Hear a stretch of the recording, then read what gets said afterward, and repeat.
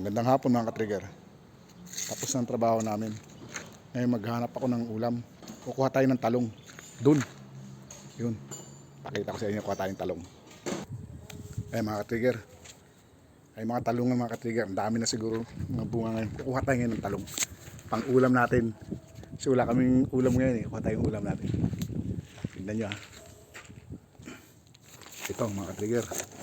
Ipitas tayo. Ito isa. Oops. Dalawa.